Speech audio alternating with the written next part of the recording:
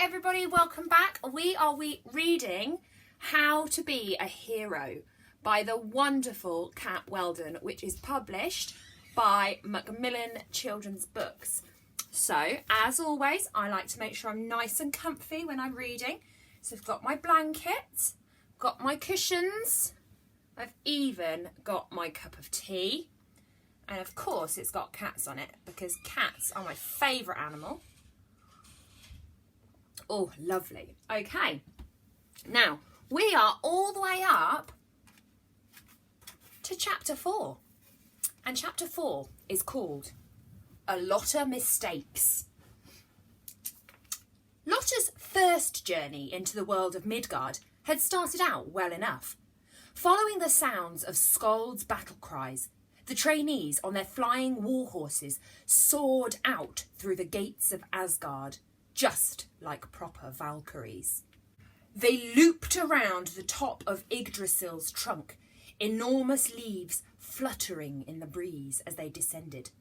Lotta spotted signposts hanging in the branches. One showed the way to the temples of Vanaheim, and below that, another sign pointed towards the elves in Alfheim. Under a domed sky, Midgard lay directly beneath them. Perched between the trunk and a sturdy branch, it was beautiful if you didn't mind heights. A few hours later, they crossed into Midgard. A storm began, and everything went wrong. It turns out that despite Thighbiter's tough attitude, in reality, the horse had a serious problem with thunder. They dropped further and further behind the others, but Lotta didn't dare call out. Valkyries were supposed to be excellent horse riders. It was one of the things they were tested on, and Lotta was already on her last warning. She couldn't give Skald any more reasons to fail her. If Lotta couldn't be a Valkyrie, she didn't know what she would do. Lotta had been born in a battle to the far south of Crud, in a land where tall palm trees cast shade on the dusty desert, and stone buildings with curved arches nestled against rocky outcrops. She may not be naturally talented at transformation, or horse riding, or fighting, but she was a Valkyrie.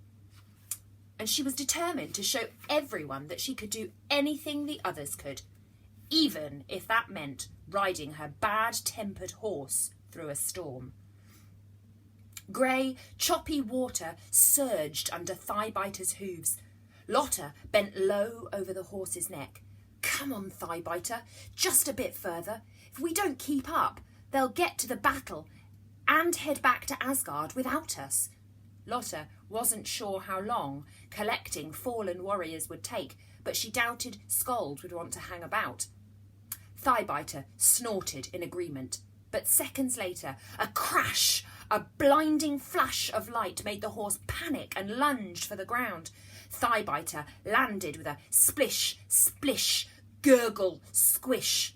Lotta clutched the horse's neck to stop herself from falling. The invisibility gauntlet on her wrist clicked in a broken-sounding way, and both she and Thighbiter popped back into sight. "Trust me to get a dodgy one," Lotta sat up, twisting the central band and trying to get it to work. She and the warhorse flickered but stayed resolutely visible. Pushing her helmet up from over her eyes, Lotta looked around. They had landed in a damp, brown, scrubby patch of land next to the cliffs. Big rocks and brambles were dotted all around. No arrows, swords, enormous hairy men, or hungry ravens, though. In fact, there was no sign of a battle anywhere. Lotta's heart sank. We must be miles off course. She wiped the rain off her face. The sea pounded against rocks somewhere in the murk, and in the distance sat a group of squat Vikings. A large boulder stood alone in the middle of the field. Thighbiter squelched towards it. Lotta read, "Ivor the Nose Grinder, get off my land. Travelling minstrels will be force-fed cabbage till they burst." Good thing I'm not musical. Thighbiter tossed his mane in agreement, intentionally showering her with raindrops.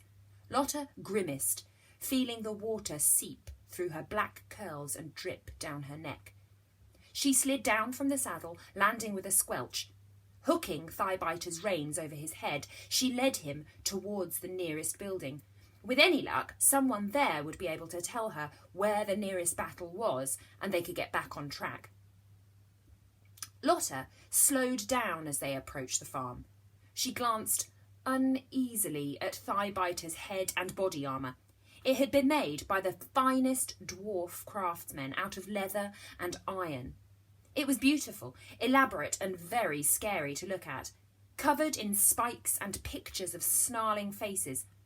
In Asgard it looked magnificent, but down here in the human world it looked a bit out of place. Lotta rubbed her neck. Maybe walking into a Viking home with a heavily armoured horse wasn't such a good idea. People would be bound to ask questions. Lotta loitered behind one of the buildings, debating whether to leave Thighbiter somewhere and go in by herself. If she took off her helmet, she might pass for a Viking, or a lost traveller, someone human at least. She absolutely had to find out where Skuld and the others were. A whinny came from a nearby building. Lotta peeked inside and found a stable. Perfect. It took a moment for Lotta's eyes to adjust to the darkness. It was good to be out of the rain, and now that all 4 hooves were back on the ground, Thighbiter seemed to be recovering his old bad attitude. He leered at a squat pony who was chewing hay nearby. Lotta spotted an empty stall at the end of the row and led Thighbiter towards it. Her Valkyrie shield glowed faintly, giving them just enough light to see by. The other horses whinnied and snickered at their strange appearance. "Excuse me," she muttered to herself. "You don't happen to know if there's a battle anywhere around here, do you?" "No, I can't say that." Thighbiter gave a snort, which sounded exactly like a laugh. She stepped into the empty stall. "Be quiet, this is all your fault." The straw looked thick and lumpy. Her foot brushed against something. Funny, she thought, poking at the straw with her boot. That almost looks like a leg. Lotta stopped. She knelt down and brushed the straw away. It was a leg. And a foot. And a body. Lotta pushed more straw away, following an arm up to a shoulder and then to a head. It belonged to a boy with dirty blonde hair and ragged clothing. Lotta's nose wrinkled. When did he last have a wash? And what in all of Midgard is he doing asleep, buried in straw? Lotta poked him with the metal toe cap of her boot. "Oi, are you okay?" The boy didn't answer. Rummaging in the straw, Lotta found one of the boy's hands and lifted it. It felt cold and clammy and had very grubby fingernails. Lotta let go and his arm dropped heavily back down with a smack. The boy's head lolled to one side and his eyes remained closed. A prickle ran up Lotta's spine. She stumbled out of the stall, bumping into Thighbiter, who snorted at her as she pulled him towards the open door. "I think we should get out of here," she muttered. In the doorway, Thighbiter twitched his ears and gave a whinny of recognition. Lotta tipped her head backwards to gaze up at the sky. Flickering on the edge of her vision was a collection of riders on flying horses, the pounding of their hooves blending in with the thunder. Lotta could just make out the mighty horns of Skuld's helmet, followed by a flash of silver, which she was sure was one of the twins' hair. Lotta's heart dropped. They're on their way back to Asgard. I can't believe I missed my first battle. She slumped against the doorway, accidentally getting one of the spikes on her helmet stuck in the splintery wood. Once Skuld realises we're not there and haven't brought a fallen warrior back, that will be it. I'll be stuck as a Class 3 Valkyrie forever. Thighbiter pawed at the ground, keen to join the others. "Oh, so now you fancy a bit of flying, do you?" Lotta grumbled, trying to pull her helmet free. Thighbiter looked a bit ashamed.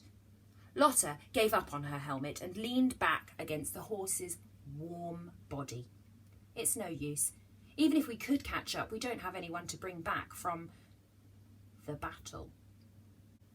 In unison, the horse and wannabe Valkyrie turned their heads to look back into the straw-filled darkness behind them. 10 minutes later, the horse and rider were pounding through the sky faster than they'd ever flown and catching up with the crowd of Valkyries ahead. Thighbiter's legs pumped and thrashed, charging through the edge of Midgard's domed sky and following Yggdrasil's trunk upwards past the branches that led to the other worlds. Lotta bent low over the horse's neck, urging him onwards. In front of her, resting awkwardly across the saddle, was the unmoving form of the boy. Lotta crossed her fingers, hoping that whatever had happened to him had been heroic. Asgard appeared ahead of them, rising like an island out of the topmost branches of the world tree. A bronze sky hung above the city, and tall, white walls stretched as far as the eye could see, towering out of lush grass. A warning was chiselled into the enormous walls. It read, "Frost giants, keep out." Beneath it, and in different handwriting, someone else had carved, "Loki smells of poo." Just outside the walls, the air shimmered as Skuld popped back into full vision, her horse prancing on the grass. With a series of clicks, the rest of the trainees reappeared. They clustered around Skuld, horses snorting and steaming. Lotta and Thighbiter snuck into position at the back and tried to look as if they had been there all along. A bead of sweat trickled behind Lotta's ear as she tried to control her breathing. After a quick squint at the trainees, Skuld reached into her pocket and produced the heavy key to unlock the gates. Flay scowled at Lotta from beneath her helmet. She went to toss a plait over her shoulder, but her fingers closed around a short tuft instead. Her mouth curled into a snarl. Flea noticed and glanced behind her at the boy lying across Lotta's saddle. She nudged her sister. "Look at the state of him. He's not even wearing any armour," she said with a snigger. Lotta's brown skin felt hot and prickly. She flicked the corner of the boy's cloak over his face. "Very well done, ladies," called Skuld. "All that is left to do is to deliver your heroes and warriors to the Hall of Valhalla." She gestured at the massive wooden building looming through the gates. The trainee Valkyries formed a line, Lotta and Thighbiter lingering at the back. Lotta's heart thudded. All she had to do was get the boy past Skuld and they would be safe. She watched Flay trot confidently towards the gates. A warrior slumped easily over her saddle. He was enormous, with a red, scratchy beard and blue battle tattoos. Skuld gave her a nod, and Flay smiled. Next came Flea, her warrior, almost as large and hairy.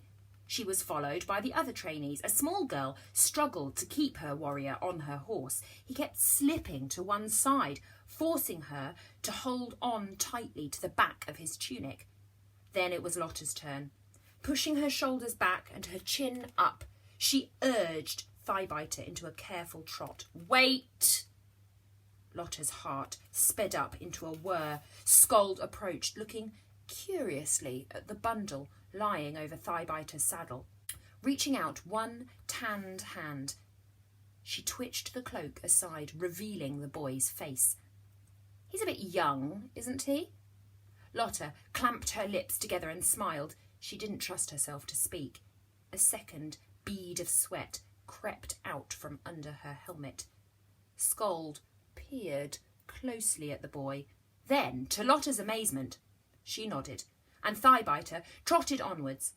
Lotta breathed out, and her fingers, which had been gripping the reins so tightly that her knuckles cracked, relaxed. Unfortunately, just when everything seemed to be going right, the bundle on Lotta's saddle gave a great snore. Lotta jumped in shock. Even Thighbiter wobbled a bit. Scold's head shot around. What was that? Lotta faked a coughing fit. She clutched her chest in explanation. The boy twitched against her leg, and Lotta urged Thighbiter into a faster trot. Under Skold's beady eyes, they passed through the great gates and into Asgard. Lotta thought she might pass out with terror. If Skold found out that she had brought a living human into the world of the gods, she would be in the worst trouble ever. Her mess-up in Valhalla with the saga of Svensson the Selfish would be nothing compared to this. She had been so sure he was dead. He was cold, he was still, he was waking up. Her hands slipped on the reins as she looked around in panic, but nobody paid any attention. The real fallen warriors were beginning to change, their bodies gaining the magical blue glow that marked them out as guests of Odin. Lotta's thoughts spun. She couldn't take him to Valhalla. It would be obvious that he was still alive. She needed a hiding place. And quick.